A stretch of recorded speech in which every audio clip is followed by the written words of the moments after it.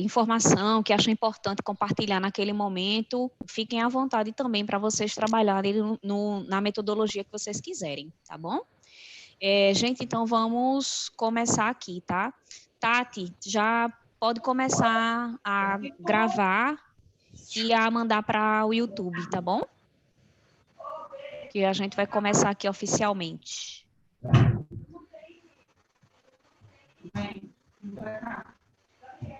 Vem pra cá. Posso começar, gente, aqui? Posso, Tati?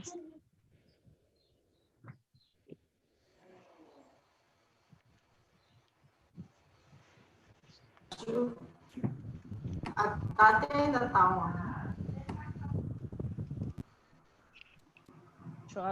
Deixa eu digitar. Eu acho que ela está escutando, está participando. Já estamos ao vivo no YouTube, ok? Já estamos ao vivo. Pronto, tá gravando aí já, né? Já então vamos estamos ao começar. vivo no YouTube, galera. Ok. Ok. Então vamos começar. Temos no momento 53 participantes. Boa tarde a todos. Hoje nós estamos iniciando o nosso segundo dia da nossa Jornada Consciência, que vai até sexta-feira. E temos hoje como duas ilustríssimas pesquisadoras, né, e mulheres empoderadas na ciência, a professora Rani Siqueira e a professora Joana Lucena. Boa tarde. Primeiramente, gostaria de agradecer a disponibilidade de vocês compartilharem conhecimento de vocês com a gente. Isso é muito importante dentro de uma época, né, de tantas fake news, tanto absurdo que a gente tem escutado por aí.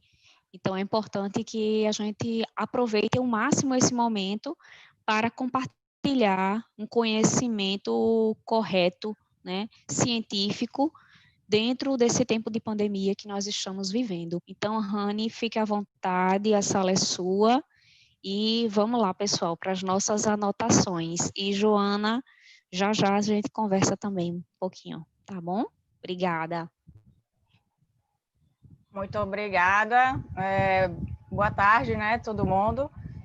Gostaria primeiramente de agradecer a Aline, né, pelo convite, de estar expondo um assunto que eu acho que deveria ser o cargo-chefe da nossa profissão, né? Mas a grande maioria acaba negligenciando essa parte de avaliação física, ou por falta de conhecimento ou por falta de interesse.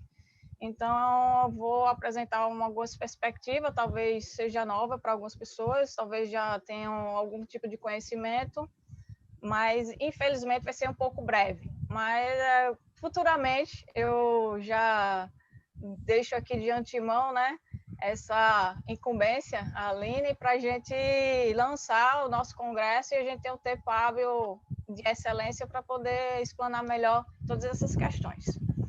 Bom, para quem não me conhece, me chamo Rani Siqueira. Rani Siqueira é, digamos assim, um codinome, é um apelido, mas cientificamente você vai me encontrar como Fabiana Raniele Siqueira Nogueira. Por quê? Na universidade, esse nome acabou sendo esquecido e ficou o apelido e todo mundo conhece como Rani e ficou. Então, caso que alguém queira pesquisar por os artigos, que eu sou pesquisadora na área de recurso ergogênico, tenho algumas pesquisas de área epidemiológica, então são bem pertinentes e a gente precisa estar divulgando essa parte. E sou especialista em musculação e condicionamento físico, ex-atleta, né, de levantamento tornando ao campus como atleta de natação. E hoje eu trabalho com essa perspectiva tanto de suplementação, hormônio, movimento, avaliação física, consegui enganjar tudo isso e vocês vão ver a partir de agora um pouco mais dessas questões. Vamos lá. Passa o slide. Bom, quais são os propósitos de uma avaliação física? Deveria ser avaliar o indivíduo, né? Mas quem é esse indivíduo? No tempo de Covid, a gente tem um paciente saindo de um quadro clínico de UTI. E aí, gente, como é que a gente vai avaliar esse quadro clínico que está saindo de UTI? Quando aos casos mais graves, quando não, aquele paciente que teve alguma comorbidade de tensão leve, digamos assim. Fora as outras comorbidades que a gente já conhece, né? Como questões cardiovasculares, questões hormonais e tudo isso.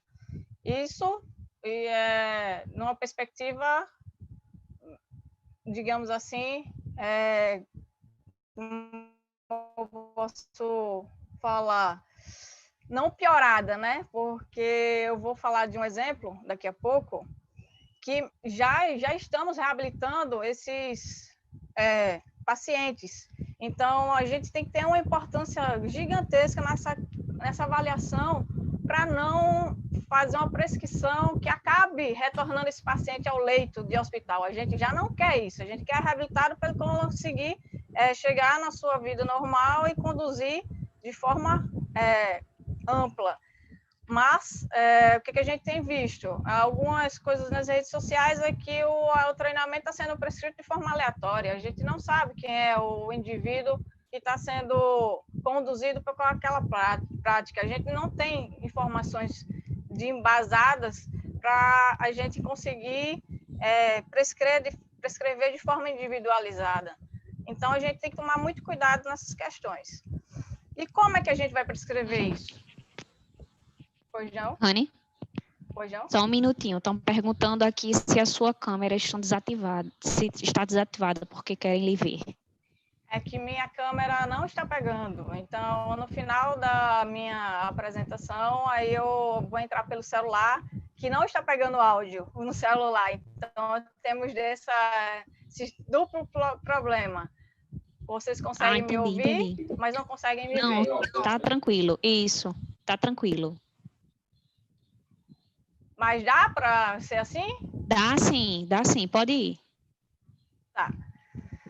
Então, como é que a gente, voltando, como é que a gente vai prescrever isso? Quais são as ferramentas que a gente tem hoje que podemos utilizar abertamente de forma fidedigna? Por que vamos prescrever? Quais tipos de exercícios que vamos prescrever? Quando vamos utilizar? E onde, né? Onde é que esse paciente, esse aluno vai realizar essas atividades? É muito importante. Será que a gente vai ter que retornar para a academia logo agora? Ou vai ter que esperar um pouquinho mais e a gente vai conseguir fazer com que esse aluno se reabilite na sua casa? É mais seguro ou não é mais seguro? Então, essas questões a gente tem que estar muito consistente para a gente não errar na condução do nosso aluno. Então, a gente precisa identificar esses componentes da aptidão física, né? Como é que está a assistência cardiorrespiratória, a capacidade musculoesquelética, a composição corporal, será que é importante agora? Se o quadro foi grave, se ele foi moderado, se ele foi leve, essa questão de composição corporal, a gente vai ter que realmente mensurar, questão de flexibilidade, de equilíbrio, está tudo interligado? Com certeza. A gente sabe que a resistência cardiorrespiratória tem uma inter-relação com o equilíbrio, e a capacidade muscular também, a flexibilidade também. Então, tudo isso é uma inter-relação. A gente não pode pensar no indivíduo de uma forma dividida, e sim única. Aí, quais são os modelos avaliativos?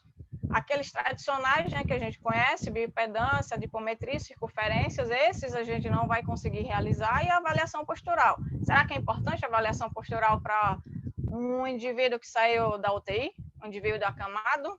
A gente vai descobrir, hein? Então, essas questões de bioimpedância, a dipometria e circunferência, eu acho que se for um indivíduo na condição de grave, saiu de grave, essa não vai ter tanta importância. Então, a gente pode utilizar outros modelos avaliativos, como a avaliação postural, como alguns testes que eu vou mencionar aqui. Exames bioquímicos são importantes? Com certeza. O exame de imagem, vamos ter que dar uma olhada, né? Avaliação dinâmica, avaliação cardiorrespiratória, como é que a gente vai realizar uma avaliação cardiorrespiratória? Posso dizer que a avaliação cardiorrespiratória a gente pode fazer com um simples gesto, aquele que saiu de forma grave. Estou indo para o lado mais grave, porque realmente a gente vai ter que ter uma importância maior. Por exemplo, será que ele consegue se vestir sozinho? É uma das questões bem pertinentes. Será que ele consegue ir sozinho ao banheiro? Será que ele consegue fazer uma caminhada de 2 metros sem cansar?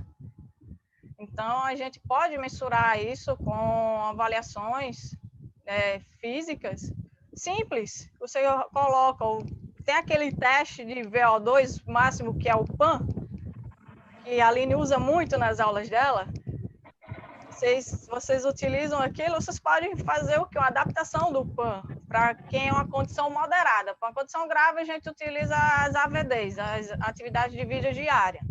Com a questão do médio ou de leve, a gente pode usar esse PAN, que é, digamos assim, adaptado. Botam 2 cadeiras de 2 metros de distância, 2,5 metros, 3, e a gente utiliza se ele pode ir ou ir e voltar do mesmo ponto. Será que ele vai cansar? Será que ele quantos segundos ou quantos minutos ele pode ficar naquela condição sem dar uma respiração ofegante? Então, tudo isso são marcadores que a gente precisa estar atento a todo momento. E não esquecer do oxímetro, né? Vai ser muito importante na sua prescrição nesse momento. Então, se vocês puderem adquirir o oxímetro para ter esse parâmetro avaliativo, eu acho bastante importante e pertinente a gente já ter esse equipamento no bolso, porque a cada exercício a gente pode estar aferindo como é que está a saturação desse aluno. E a avaliação dinâmica, vocês conhecem algum método de utilização? Vocês podem fazer? Aqui está errado, está escrito, eu vi agora, mas desconsiderem. Então, essa é a forma de ressignificação da avaliação física que a gente precisa ter como parâmetro inicial. Aí, como é que a gente pode fazer numa prescrição à distância, ao uso da tecnologia? Será que vai promover aí a avaliação física? Com certeza, videochamada, você pode estar mensurando todos esses parâmetros que eu falei e relatei através de videochamadas. Vocês precisam estar presentes, não peçam vídeo, tá? Vocês precisam estar presentes para conduzir e para alertar alguma possível intercorrência que acaba acontecendo com o aluno e precisa de uma intervenção drástica da nossa participação. E qual seria a meta da prescrição do exercício físico no tempo de Covid? A saúde, né, gente? Vamos causar adaptações biológicas na prevenção e na reabilitação de doenças. Quais são essas doenças? As doenças cardiovasculares, os distúrbios musculoesqueléticos, transtornos psicológicos, as doenças pulmonares, né, que inicialmente são as acometidas pela Covid, mas a gente já está vendo que é uma questão sistêmica, que são vários sistemas que são acometidos, não um só mais. Os distúrbios metabólicos, tem alguém com câncer? Tem, sim, com Covid. Então, a gente precisa também estar atento a esse grupo especial aqui. Então, vamos ter um olhar diferenciado para todo esse tipo de conformidades. Aí, o que eu vou falar agora é da avaliação postural.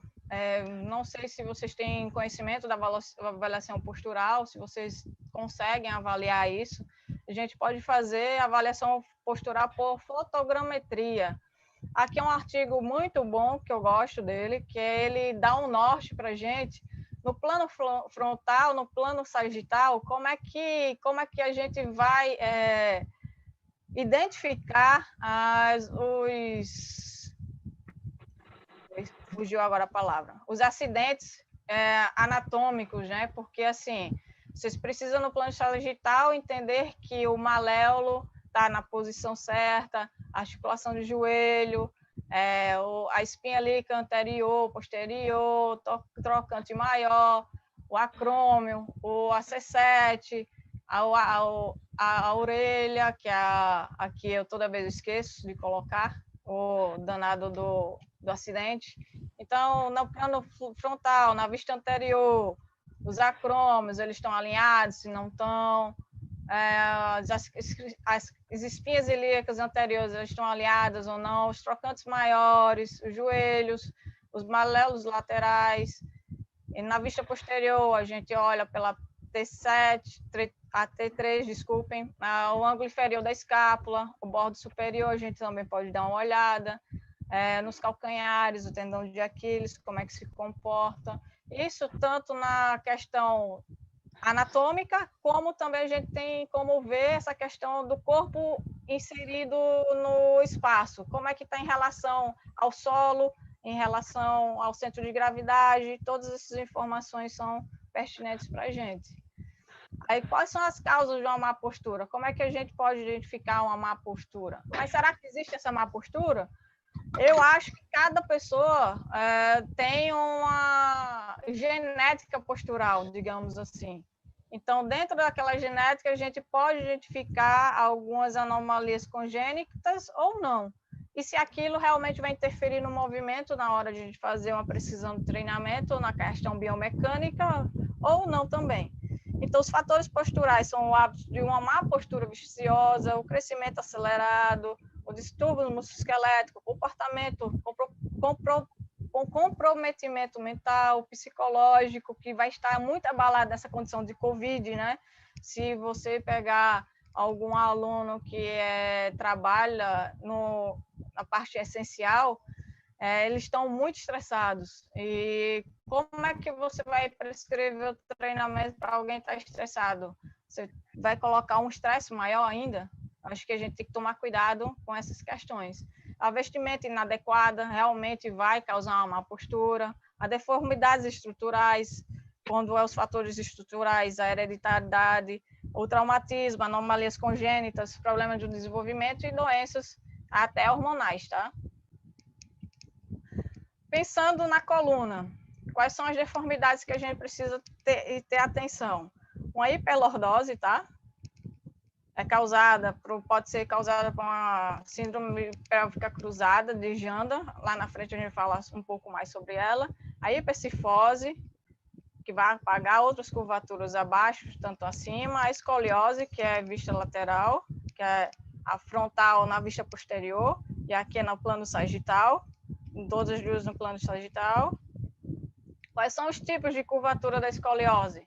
A curva torácica, em S, a curva tóraco-lombar, a curva lombar, e tem a curva principal dupla, que é em S. É em C, C, C e S. Ao posicionamento da pelve, aqui é retrovertida e aqui é antrovertida. Então, isso aqui é para vocês reconhecerem como é que o corpo se comporta. Aqui é na lateral, que é justamente uma síndrome que a gente chama síndrome de abdução do quadril. Esse quadril está caído para um lado por causa do adutor, que está puxando, e o outro inibido está o glúteo médio. Ao posicionamento da cabeça, se está anteriorizada ou se está retrovertida. Alterações de tornozelo, joelho e retropé. O joelho valgo, o normal, tem que reconhecer o que é o normal para poder reconhecer o genovário, o genovalgo, uma pisada pronada, uma pisada neutra, uma pisada supinada, tudo isso interfere na questão postural. O joelho recurvado, o normal e o flexo. Tem pessoas que ficam de pé e está flexionado. Você pede para estender, ela continua flexionada, fletido. Então, essa aqui é uma vista da postura padrão, que seria uma padrão, que o fio de prumo passa justamente aqui no meiozinho do indivíduo. E na vista, no plano sagital, pega aqui, ó, o ápice da sutura coronal, aí vem pelo o conduto auditivo externo, lembrei agora, pelo processo odotóide do áxio, e aqui vem descendo até chegar numa lateral aqui, ó. Então, isso tem que estar no fio de prumo. Vocês têm que identificar isso na fotogrametria. Aí, quais são as disfunções musculoesqueléticas que a gente pode detectar?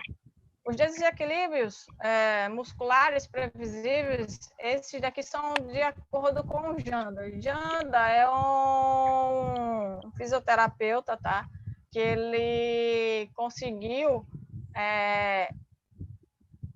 mensurar, digamos assim, a olho nu, que é uma questão clínica, como é que a gente pode identificar quando os músculos posturais estão tônicos, os fásicos vão estar encurtados, entendeu?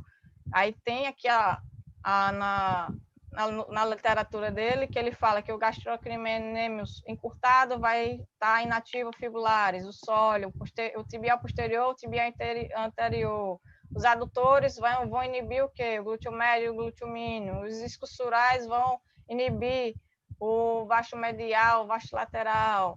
O iliopsoas vai inibir o quê? O glúteo máximo.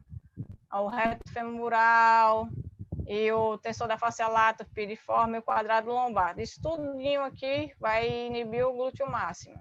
Paravertebrais vai inibir o reto abdominal, o peitoral maior, os romboides, o trapézio, os trapézios, as fibras superiores, o serrátil anterior, o elevador da escápula, o trapézio, fibras médias inferiores, o esternocleidomastoide, os flexores profundos do pescoço, os flexores do membro superior, os extensores do membro superior. Então, isso é uma vista clínica, tá? Então, a gente precisa ter isso tudo gravado na hora de utilizar a ferramenta da avaliação postural. Aqui tem 4 exemplos de má postura causada pelos músculos tensos, que é o ideal, né? O A. O B, que é uma hiperlordose lombar, junto com uma hipercifose. Isso aqui eu acho que alguém deve estar se identificando por aí. Ou então a postura que é totalmente retrovertida, desde do quadril e até a cervical. E a Soilbeck. Eu tenho um artigo falando sobre a Soilbeck lá no meu site, para quem quiser quer saber mais um pouco sobre ele, essa questão dessa postura. Aí os padrões cruzados, que é justamente de Janda também, que ele fala que os músculos fracos dos flexores cervicais profundos estão inibindo inibição, porque é a hiperatividade dos músculos tensos.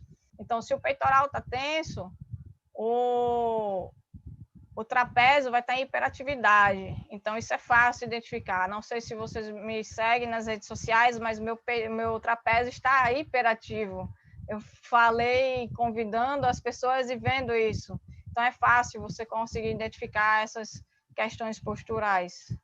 É a síndrome pélvica cruzada, que é a hiperatividade da tensão dos eretores da coluna e a inibição dos abdominais, do iliopsoas e do fraco do glúteo máximo.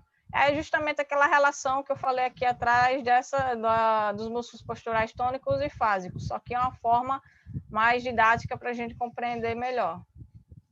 Tem a síndrome de camadas, né, que é alternada as áreas. Aí os músculos tensos sempre tendem à tensão, à hiperatividade. Os músculos fracos tendem sempre à inibição. Aí tem aqui a síndrome de camadas, até o pé. Aí eu vou falar um pouco sobre a tensegridade nos aspectos miofaciais. Talvez seja uma abordagem nova para vocês que são da educação física, que isso é muito utilizado na fisioterapia, mas a gente, como educador físico, podemos utilizar sim e temos isso como uma ferramenta de entendimento multifatorial de como é que relaciona a postura, como é que relaciona os músculos. Tudo agora é miofácil, todo mundo agora é entendedor da face, nem sempre a gente sabe o que está acontecendo com a face, porque é um músculo, é um órgão novo que está sendo bastante estudado e precisamos ficar muito atentos a esses conceitos.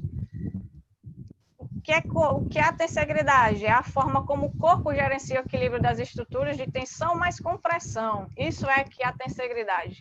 Será que é fácil ele estar nessa postura aí, o indivíduo fazendo essa tensão e compressão e não tendo nenhuma tensão sobre as articulações e produzindo movimento com graciosidade? Nossa!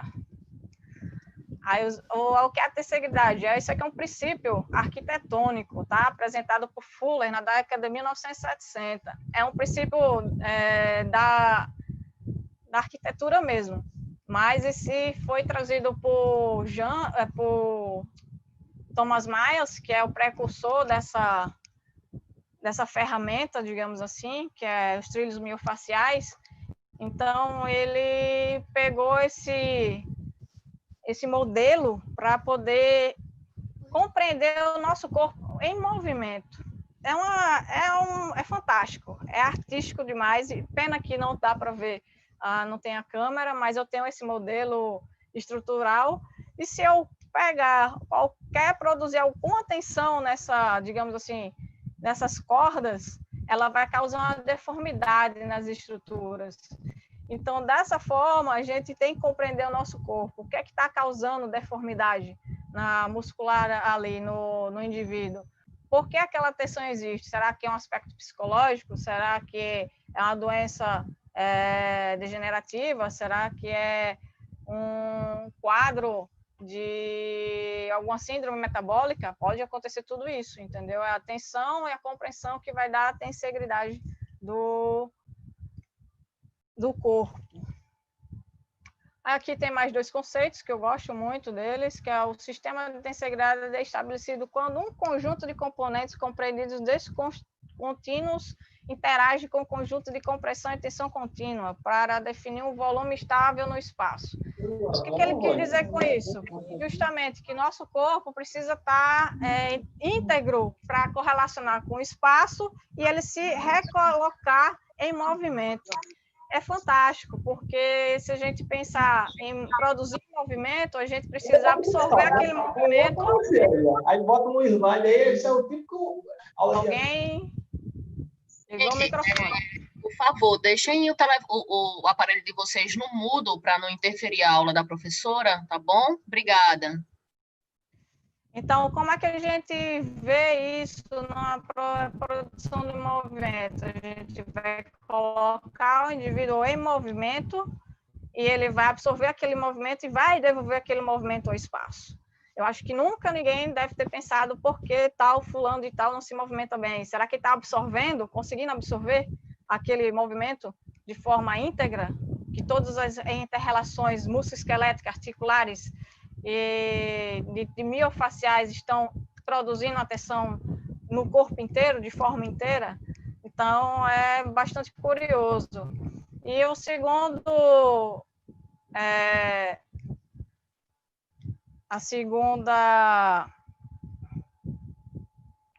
conceito, que é bastante conhecido também, é a tensegridade do sistema de estado de equilíbrio e estável, que compreende um conjunto descontínuo de componentes compactados dentro de um contínuo componente tensionados, que é justamente o que eu já falei, né? Que é aquela questão de absorver, que isso tem um conceito que se chama recall elástico, que é justamente a capacidade da musculatura absorver e reabsorver aquele movimento para o espaço, que seria o que a gente preconiza como movimento. Aqui são alguns modelos, né, de tensegridade bastante conhecidos também, que é o corpo inteiro, para a gente poder entender a condição da perna, a condição da coluna, como é que a gente vê de forma tridimensional. Isso aqui é o quadril. Por incrível que pareça, é muito interessante ver isso aqui em movimento. Esse é um artigo que fala que a estrutura de tensegridade, ele não está só apenas na questão muscular, também está na questão molecular, celular, no organismo inteiro, no músculo, tendão, face. Então, assim, essa estrutura existe em todo o nosso corpo. Por isso que ela é bastante... Dá para a gente fixar, dá para a gente analisar como é que isso acontece no nosso corpo. E hoje, essa semana passada, saiu um novo estudo falando de como essa tensão acontece dentro do sangue. Eu não sei se foi por causa do coronavírus, tá? Que tá aí no mundo, explodiu a pandemia, mas coincidiu com esse achado, que eles estão vendo qual é a relação do coronavírus nessa estrutura, como é que está sendo o comportamento. Ainda não saiu por inteiro, eu só recebi só o resumo, que eu já fiquei curiosa para saber, e eu queria apresentar isso para vocês, porque a gente ia poder discutir alguma coisa mais a fundo, mas infelizmente não deu. E os trilhos anatômicos. Para entender os trilhos anatômicos, a gente precisa de todos esses conceitos. Então, o nosso corpo, ele tem esses trilhos que a gente pode observar, as tensões e os comprometimentos de compressões articulares. São vários os trilhos, tá? É o trilho superficial anterior, posterior, linha anterior dos braços, posterior dos braços, a funcional que vai por trás, são vários. Eu não queria falar de todos eles, porque eu ia me demandar muito tempo, e é riquíssimo o trabalho de Thomas Myers. E importante, a gente precisa entender que tudo isso faz parte. Então, eu vou entrar um pouquinho de discussão que eu ia trazer, que é justamente um conhecido, um colega de trabalho, amigo, está com o primeiro caso de coronavírus em mãos. Veio da UTI, estava acamado, passou pela parte de fisioterapia, respondeu bem, mas ele não conseguia nem tomar banho sozinho. Então, ele ficou com receio de pegar esse aluno porque não tinha conhecimento. Eu falei, cara, vai lá, te faz avaliação, utiliza todas as ferramentas que eu apresentei para vocês. Falei para ele, veja como é que ele consegue se vestir, veja como é que ele consegue essas demandas de AVDs dele. E ele falou, olha, Anne, primeiro ele não tem equilíbrio nenhum. Aí eu falei, já tento fazer a questão respiratória, manobras respiratórias com ele. Eu consegui fazer. Quando eu consegui fazer isso, ele revoltou já o equilíbrio. Então, assim, a gente não tem como só trabalhar exercício de flexão de bíceps, fazer agachar e levantar, é muito além disso. A gente colocar a questão de alongamento para destravar o aluno, e a questão postural foi o que me marcou bastante, porque ele tinha um dreno no pulmão direito e fez desencadear uma escoliose. Então, a gente precisa ter essa importância do lado postural, porque ficou muito tempo acamado numa posição só, e ele ficou com essa escoliose, ganhou essa escoliose pós-Covid. Então, assim, eu acho que essa parte de postura, a gente precisa estar afinco para poder analisar e poder ter um treinamento coerente, saber se a gente vai utilizar também os testes cardiovasculares, os testes dinâmicos que a gente pode utilizar com quem não tem uma condição mais grave. Mas me chamou bastante atenção e eu queria dar essa oportunidade para vocês de compartilhar isso, porque já foi o primeiro caso, né? Então, a gente precisa estar preparado para esses casos mais graves. E como é que a gente vai prescrever o treinamento se a gente não tem conhecimento, não temos literatura para isso? Então, a gente tem que se unir e temos que compartilhar com cada um esse tipo de experiência, para depois a gente conseguir publicar um protocolo de reabilitação para o caso de Covid, né? Então, queria agradecer e queria deixar essa mensagem. Eu não sei de nada, mas sei que tudo aqui é interessante se você se aprofundar o suficiente. Então, quem quiser me acompanhar, eu sugiro que acesse meu site, ranisiqueira.com.br, e lá tem minhas redes sociais, tá bom?